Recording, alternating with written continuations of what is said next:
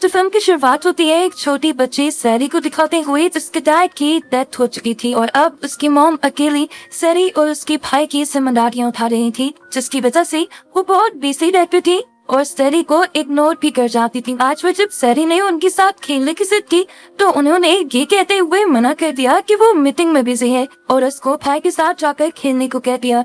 सैरी भाई के कमरे में गई तो उसे कमरे में एक शैडो नजर आया और तभी उसके भाई ने पीछे से आकर उसे टच कर दिया। वो डर कर चिल्ला उठी।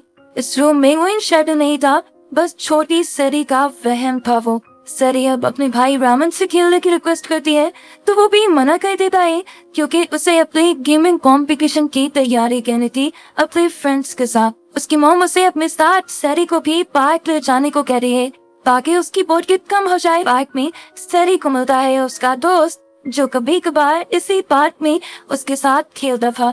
सैरी उसके साथ बिजी हो जाती है और रेमन अपने फ्रेंड्स के साथ सैरी और विलर का हाइड एंड सीक खेलने का डिसाइड करती है। तो सैरी अपने भाई के पास जाती है और उससे कहती है मुझे अच्छी जगह छुपाने में मदद करे ना प्लीज। और रेमन उसे डांट कर भेज देता है कि देख नहीं रही हो मैं बिजी हूँ यहाँ। सैरी उदास होकर वहां से चली गई तो यहाँ एक सिक्योरिटी गार्ड आया जिसने इन सबको वार्न किया कि इस टाइम बच्चों का इस पार्क में खेलना सेफ नहीं। लेकिन ये सब तो अपने गेम में इतना बिजी थे कि किसी की क्या सुनते। सैरी को हम देखते हैं जो पार्क के पास बने एक खौफनाक घर के अंदर आई जहाँ उसे दिखी सीढ़ियों पर बैठी एक खौफनाक औरत जिससे देने की बजाय सैरी ने उससे मदद मांगी छुपने के लिए। और हमें ये डरावना मंजर दिखाया गया कि उसी औरत ने जल्दी से सैरी के करीब आकर अपना बड़ा सा मुंह खोला।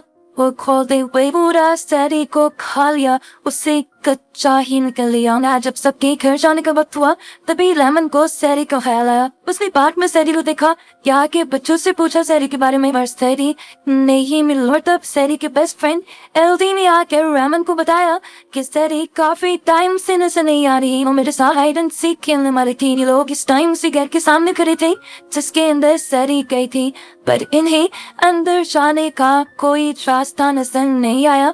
तो इन्होंने मान लिया कि रास्ता अंदर जाने का है ही नहीं, तो सैरी यहाँ कहाँ हो सकती है। सीन कट हो गए। अब दोबारा हमें सैरी को ये दिखाया जाता है जिसे उस बेमौनिक औरत ने खा गया था। वो जिंदा थी, एक डाइनिंग टेबल पर बैठी थी जहाँ एक औरत प्यार से उसे खाना सर्व करती है और अपना नाम वेंडा बताती है। इसी टेबल पर 3 और बच्चे भी थे जो मजे से खाना एंजॉय कर रहे थे। सैरी को भी खाना मजे का लगा और वो तेज तेज खाने लगी, पर हकीकत में वो खाना नहीं बल्कि कीड़े और चूहे थे जो असल में सैरी समझ नहीं पा रही थी। और सामने बैठे 3 बच्चे भी असल में सोल्स थी, आत्माएं थी जिनका असल भी सैरी देख नहीं पा रही थी। और ये भरम या ये झूठ उसे वेंडा यानी वो शैतानी आत्माएं दिखा रही थी। भाई रात हो चुकी थी। सैरी के बाद अब तक किसी को नहीं चलवाया था।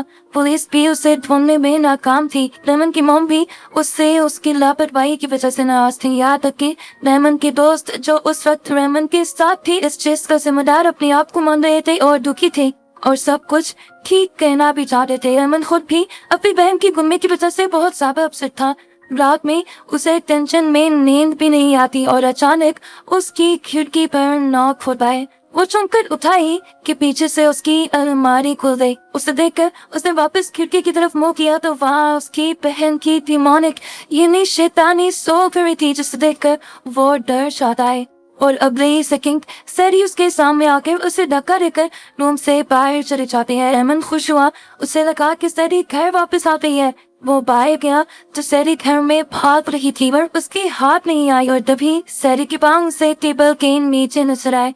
रेमन डर गया क्योंकि कुर्सी के ऊपर कोई नहीं था। अब सैरी उसे विंडो के पास दिखाई दी। उसे जाकर सैरी को टच किया तो वो एक शैतान में बदल गई और डरावनी आवाज में बोली मुझे ढूंढना बंद करो, मैं जहाँ हूँ बहुत खुश हूँ।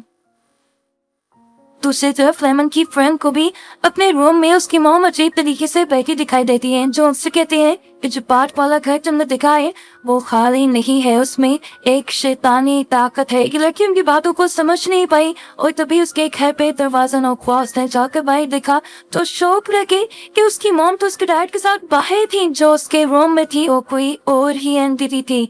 अगले दिन क्लास पर भी रेमन उदास था और उसे गार्ड की वार्निंग याद आई कि शाम में बच्चों का पार्ट में लेना ठीक नहीं। वो जब शाम में हाइप होने वाले बच्चों के पीछे की रीजन सर्च करता है तो उसे एक डिमोनिक एंटिटी यानी एक शैतानी ताकत के बारे में पता चलता है जो बच्चों को पकड़कर अपनी भूख मिटाती है। कंप्यूटर स्क्रीन पर उस एंटिटी की तस्वीर भी एकदम से हिलती है और तय कर रेमन क्लास में ही चीख मार देता है और क्लास ओवर होने पर यह एंटिटी वाली बात वो अपने दोस्तों को भी बताता है, जिससे उसकी बातों पे यकीन था। रुके रात से उन दोनों के साथ भी अजीब डरावने काम हो रहे थे। यार अमन के दोस्त से इस एंटिटी के बारे में और भी नॉलेज देता है कि वो एंटिटी उन्हीं बच्चों का शिकार करती है जिनको घर पर प्यार नहीं मिलता और फिर वो उनको माँ का प्यार देती है। ये एंटिटी बच्चों को जान से मारने से पहले उनकी फैमिली को 3 दिन का वक्त देते हैं। अगर वो बच्चे को ना ढूंढ सके तो बस हमेशा के लिए उसे मारकर उसकी सोल को अपने साथ रखकर वो उसे माँ की तरह पालती है। यानी एक दिन मुसाया कर चुके थे और अब 2 दिन उनके पास थे जिसमें सैरी को वो बचाने की उम्मीद रख सकते थे। दिनों से लिए उसकी माँ ने घर में जाने का फैसला कर दें। यहाँ सैरी का दोस्त एल्डी अकेले ही सैरी की तलाश में इन लोगों से पहले उस घर में आ चुका था जो घर पार्क के पास था। घर की विंडो से वो देख पाता है कि सैरी वहाँ खाना खा रही थी डीमन के साथ। जैसे ही उस डिमोनिक एंटिटी ने एल्डी को डरावने अंदाज में देखा तो वो घबरा कर अपनी जान बचाने के लिए वहाँ से भाग निकला और बाहर निकलते हुए रामन से टकरा गया। उसने जो देखा वो सब रामन और उसके दोस्तों को बताया। चलो एक बात तो नहीं पता चली, इस सैरी अंदर ही है। सैरी को लेने के लिए वो एल्डी को लेकर उस घर के अंदर जाते हैं और पूछते हैं कि सैरी कहाँ थी। सैरी पहले ही डाइनिंग पर थी लेकिन अब वहाँ कोई नहीं था। रमन एल्डी से कहता है ठीक है, बस तुम्हारा काम यही खत्म हुआ, तुम जल्दी से घर चले जाओ। लेकिन एल्डी घर जाने से मना कर देता है जो कि उसे भी सैरी को ढूंढना था। यहाँ की चीजें देखते हुए एक सफेद चादर में एंटिटी दिखाई देती है। लोग डर जाते हैं लेकिन डरते हुए वो उस चादर को हटाते हैं, लेकिन वो तो बस एक चादर में छुपा लैंप था। एल्डी को जब सैरी की झलक नजर आती है तो वो उसका पीछा करता है और पहुंच जाता है एक डेमोनिक कमरे में। जबकि रामन को भी सैरी की आवाज सुनाई देती है जो कि हाइड एंड सीक खेलने के लिए काउंटिंग कर रही थी। उसे पकड़ने के चक्कर में वो भी उसे कमरे में आ गया जहाँ एल्डी था। उसी तरफ रामन के दोस्त को भी कमरे में सैरी दिखाई देती है। जब वो उस कमरे में जाता है तो हमें दिखाया जाता है कि उस एंटिटी ने यहाँ का दरवाजा चुपके से बंद कर दिया। जब उसे एहसास हुआ कि वो इस कमरे में लोग कुछ गए तो वो पैनिक होकर जोर जोर से दरवाजा बचा पाए। 1 मिनट के लिए उसके दोस्त को उसकी आवाज सुन भी जाती है, पर जब वो इस दरवाजे के पास आई तो उसे अंदर कुछ भी दिखाई या सुनाई नहीं दिया। हालांकि वो लड़का अंदर ही था और जोर जोर से चिल्ला रहा था, यहाँ तक कि वो अपनी दोस्त को भी देख पा रहा था। लेकिन जब उसकी दोस्त कमरे से आगे बढ़ने लगी तो वो समझ गया कि वो एंटिटी ही इसके साथ शरारत कर रही है। वो ना अंदर की चीजें बाहर दिखा रही है और ना ही अंदर की आवाज बाहर जाने दे रही है। अभी उस लड़के के पीछे एक कैबिन खुलता है जिसके अंदर उसे सैरी दिखाई देती है जो एकदम से अपना बड़ा सा मुंह खोल देती है और उसे देखकर वो डरकर वहीं बेहोश हो जाता है। बाहर उस लड़की को भी सैरी की झलक दिखाई दी। सैरी को पकड़ने के लिए वो जैसे उसके पीछे भागी तो सैरी एक कपड़े के अंदर जा चुकी और उस लड़की के देखते ही देखते एक बहुत बड़ी एंटिटी में तब्दील हो गई। सब देखकर वो लड़की भी बहुत ज्यादा डर गई। उसकी तरफ हमें रामन और एल्डी को दिखाया जाता है जो सैरी को ढूंढते हुए एक दूसरे कमरे में आ गए थे जहाँ पर इन्हें एक डायरी मिलती है। यहाँ पर बहुत सारे लैंप्स पे थे जिन्हें ये लोग जला लेते हैं। इस डायरी को पढ़ने पर इन्हें पता चलता है कि इस घर में पहले जो फैमिली रहती थी वो खुश बिल्कुल नहीं थे।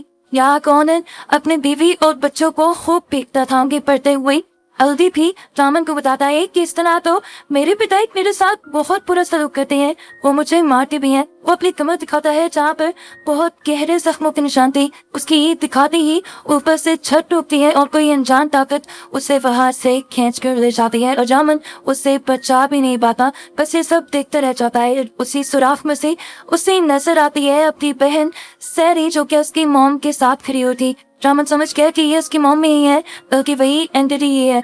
उसने सैरी को कहा फौरन मेरे पास आ जाओ, तुम्हारे पीछे जो खड़ी है वो हमारी मॉम नहीं है। उसके कहते ही वो एंटिटी अपना चेहरा बदल लेती है लेकिन सैरी उसके पास नहीं आती। वो तो उस एंटिटी की उंगली तोड़कर खाने लग जाती है और ये सब रामन को बहुत अजीब लगता है। वो भागकर अपनी बहन को पकड़ना चाहता था लेकिन तभी वो एंटिटी सैरी को लेकर गायब हो गई। रामन को अब एक दीवार के पीछे से धम धम की आवाजें आ रही थी जैसे वहाँ कोई बहुत बड़ी एंटिटी हो वो इस आवाजों का पीछा करने लग जाता है। जबकि दूसरी तरफ रामन का दोस्त जिस कमरे में बेहोश हुआ था उसे भी होश आ चुका था। एकदम से उसी कमरे में कुछ दराज़ें खुलती है और उन 3 बच्चों की सोच जिन्हें हमने पहले डाइनिंग टेबल पर सैरी के साथ खाना खाते हुए भी देखा था, वो एक एक करते हुए बड़ी अजीब तरीके से उन दराजों से निकल कर खड़े हो जाते हैं। ये लड़का ये सब देखकर बहुत ज्यादा डर जाता है। वो तीनों बच्चे अब आहिस्ता आहिस्ता कदम बढ़ाते हुए उसके करीब आ रहे थे, जिनसे बचने के लिए उसने दरवाजा खोला और वो बाहर चला गया। शुक्र था कि दरवाजा ब्लॉक नहीं था। बाहर वो अपने दोस्त से टकराया जो भी बहुत ज्यादा घबराई हुई थी।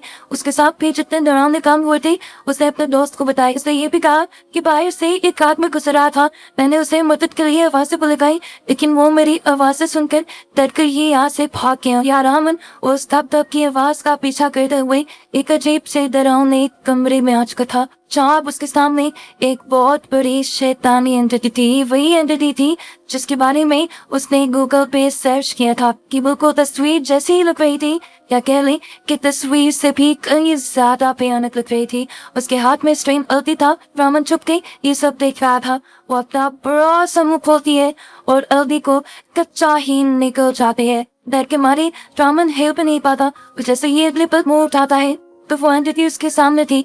बैठकर वो सीढ़ियों से ही नीचे गिर गया। सीढ़ियों से नीचे गिरते ही उसे उसके दोस्त संभाल लेते हैं और तो दोनों दोस्त उसे इस घर से निकल जाने को कहते हैं। वो रामन को बताते हैं कि किस तरह उनके साथ यहाँ पर बहुत सी पैरानॉर्मल यानी डरावनी चीजें हुई हैं। रामन भी उनसे कहता है, हाँ तुम सब ठीक कह रहे हो, क्योंकि मैंने खुद अपनी आंखों से रीवी गोमलानी एंटिटी को याद देख लिया है जो बच्चों को खा जाती है और उसी ही वजह से यहाँ पर ही सारी नेगेटिव चीजें हो रही हैं। रामन उनसे कहता है उसे काफी मर्तबा हम उस कमरे में जाएंगे जहाँ अल्दी गया था, अगर हमें सारी ना मिली तो हम लोग घर चले जाएंगे। रामन की बात मानते हुए ये तीनों उस कमरे में तो आते हैं, लेकिन यहाँ पहले तो उन्हें कोई नहीं दिखता, फिर उसे स्टारी दिख जाती है जो एकदम से यहाँ चलते हुए गायब भी हो गई।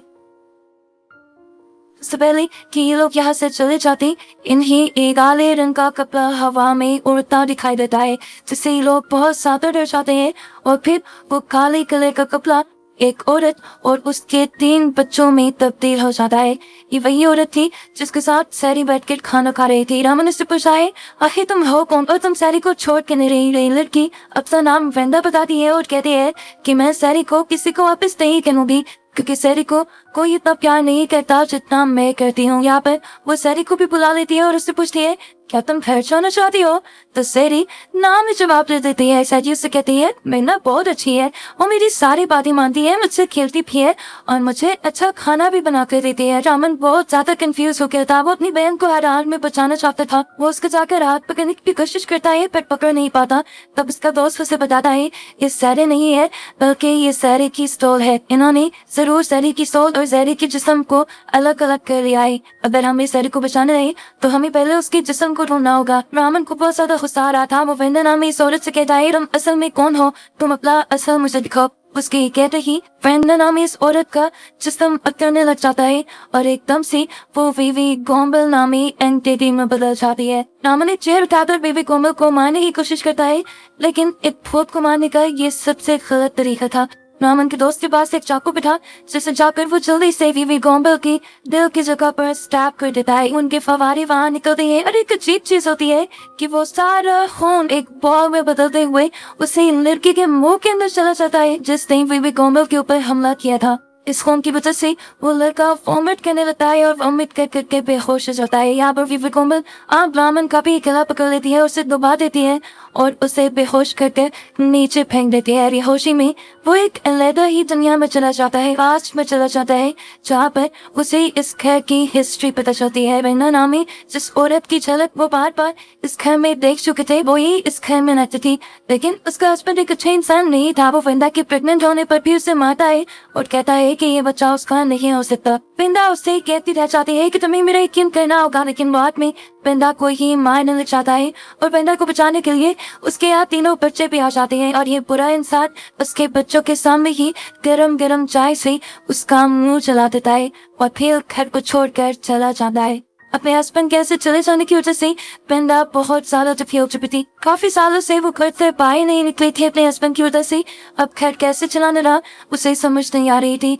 जब सारी चीजें घर पे खत्म हो जाती हैं तो वो खुद को और अपने बच्चों को जहर देकर मार देती है। मरने से पहले उसने खुद यहाँ अपने घर पे वीवी गोम्बल को बुलाया था। वो भी वीवी गोम्बल के बारे में सारी चीजें जानती थी और वो वीवी गोम्बल से कहती है कि तुम चाहे मेरे सोल ले लो अपनी ताकत बढ़ाने के लिए, लेकिन मेरे बच्चों को प्यार से पालना, उनके प्यार में कमी मत होने देना। साथ ही वो इस घर को एक कर्ज यानी एक शराब में बदलने को भी कहती है ताकि उसका हस्बैंड कभी भी इस घर में वापस ना आ सके, क्योंकि अब उसे अपने हस्बैंड से नफरत हो चुकी थी। और फिर उस दिन के बाद से ब्रेंडा और उसके बच्चों के सोल के साथ साथ वीवी गोम्बल भी इसी घर में रहने लगी और ये घर डिमोनिक हो गया, यानी शैतानी घर बन गया जिसमें नेगेटिव एनर्जीज के अलावा कुछ नहीं था। ये सारा विजन दिखने के बाद रामन को होश आ जाता है, उसके साथ साथ उसके दोनों दोस्तों को भी होश आ जाता है और तभी उन्हें वीवी गोम्बल की आवाज आती है जो उनके साथ हाइड एंड सीक खेलना चाहती थी। वो काउंटिंग करना शुरू कर देते हैं और डर के मारे ये तीनों जाकर छुप जाते हैं।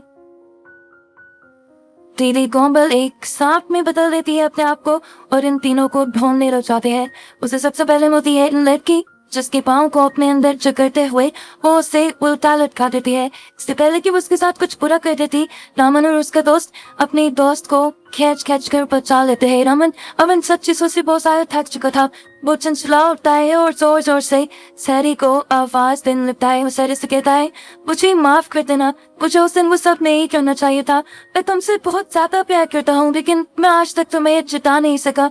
मैं इस सब के लिए तुमसे माफी मांगता हूँ। वो आवाज़ें देते हुए सैरी को बताता है कि तुम्हें वेंडा आज अच्छी लग रही है क्योंकि वो तुम्हारा ख्याल रख रही है, लेकिन वो तुम्हें तुम्हारी फैमिली वाला प्यार कभी नहीं दे पाएगी। आज तुम्हारी मॉम घर पे तुम्हारा वेट कर रही है, वो कल से तुम्हारे लिए रो रही है। उसकी बातें जैसे वीवी गोम्बल के ऊपर असर करने लगी थी, उसे कुछ कुछ होने लगा था और वो एक बहुत बड़ी उल्टी करती है जिसके बाद उसकी बॉडी से सैरी बाहर निकल आती है। असल में वो सिर्फ उन्हीं बच्चों का शिकार करती थी जिनके पेरेंट्स उससे प्यार न करते हो, लेकिन यहाँ तो सैरी का भाई और सैरी की मॉम उससे प्यार करती थी और इस चीज का सबूत उसे मिल भी गया था। और ऐसे उसे सैरी को छोड़ना पड़ा। रामन जाकर फौरन अपनी बहन को संभाल लेता है और गले से लगा लेता है। ये लोग ये बात नहीं समझ गए थे कि इससे पहले इन्होंने जितनी सैरी को देखा था वो सिर्फ वेंडा का दिखाया हुआ एक भ्रम था। वीवी गोम्बल खड़ी होकर ये देखती रहती है कि रामन अपनी बहन से प्यार कर रहा था। यहाँ पर मुझे सारे लोग भी अब वीवी गोम्बल से डर नहीं रहे थे और उनकी बहादुरी को देखते हुए वीवी गोम्बल खुद ही यहाँ से डरकर चले जाती है। अब तक सुबह भी हो चुकी थी। ये देखते हैं कि इस घर से बाहर जाने का सच में कोई रास्ता नहीं था। वीवी गोम्बल ने सारे रास्ते बंद कर दिए थे। रामन और उसका दोस्त यहाँ किसी से उठाते हुए एक दरवाजा तोड़ते हैं और बाहर चले जाते हैं। बाहर पुलिस और सैरी की मॉम पहले से ही मौजूद थी जो सैरी को देखकर बहुत ज्यादा इमोशनल हो जाती है। सैरी को तो ये लोग बचा रहे थे, लेकिन सैरी को बचाने के लिए उसका दोस्त आल्दी जो अंदर गया था उसे बचाकर ये लोग नहीं ला पाए क्योंकि आल्दी सही सच में उसके पेरेंट्स प्यार नहीं करते थे, यहाँ तक कि उसके पेरेंट्स ने तो उसे ढूंढा बने और अब उसे वीवी गोम्बल ही पालेगी। मूवी की पोस्ट क्रेडिट सीन में हमें दिखाया जाता है कि सैरी का घर बिल्कुल अब नॉर्मल हो चुका था। उसे उसकी मॉम और भाई दोनों ही प्यार देते थे और उसे कभी अकेलेपन का एहसास नहीं होने देते थे। सैरी भी खुश रहने लगी थी। एक बार रामन को अपने किचन में से अजीब आवाजें सुनाई देते हैं। जब किचन में जाकर देखता है सैरी पाक कच्चा गोश्त चबा रही थी। ये देखकर रामन डर जाता है और समझ जाता है कि सैरी वीवी गोम्बल यानी एक शैतान के साथ रहने की वजह से और भी काफी हद तक शैतान बन चुकी थी। लेकिन जैसे भी थी अब वो उसकी बहन थी और उसे अपनी बहन को साथ रखना था।